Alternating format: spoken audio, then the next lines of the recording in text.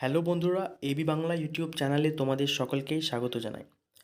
আমি 1 মাস আগে কাস্ট সার্টিফিকেটের জন্য আবেদন করেছিলাম, কিন্তু বর্তমানে যখন আমি কাস্ট সার্টিফিকেটের স্ট্যাটাস চেক করছি, তখন এখানে লেখা আসছে under process at video level.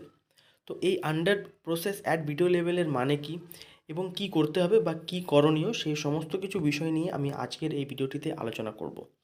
তো এর আগে আপনাদের যা করতে হবে, আপনারা ভিডিওটিতে একটি লাইক করে চ্যানেলটিকে অবশ্যই সাবস্ক্রাইব করে নেবেন। তো এই যে লেখা উঠছে status under process at video level, তো এটা একটা বেসিক্যালি প্রসেস। এখানে কিন্তু আপনাকে নতুন করে আবেদন করতে হবে না বা বিডিও অফিসে আপনাকে যেতে হবে না। আপনি কিন্তু কিছুদিন পর আবার চেক করবেন, দেখবেন আপনার যে কাস্ট সার্টিফিকেট সেটা কিন্তু হয়ে গেছে এবং সেটি আপনারা অনলাইনে ডাউনলোড করে নিতে পারবেন। এটা একটা প্রসেস। এই প্রসেসের মধ্যে যেমন প্রথমে আপনি জমা করেছিলেন, হয়তো কিছুদিন আগে এখানে লেখা উঠছিল hard copy not submitted application received, এই ধরনের লেখা আসছিল।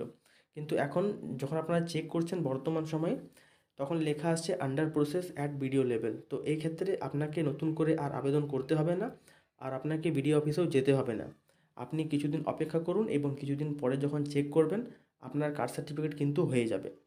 আশা করি আপনাদের ভিডিওটি ভালো লেগেছে এবং তার মধ্যেও যদি আপনাদের কোনো রকম সমস্যা হয়, আপনারা আমাকে কমেন্ট করুন, আমি আপনাদের অবশ্যই হেল্প করব।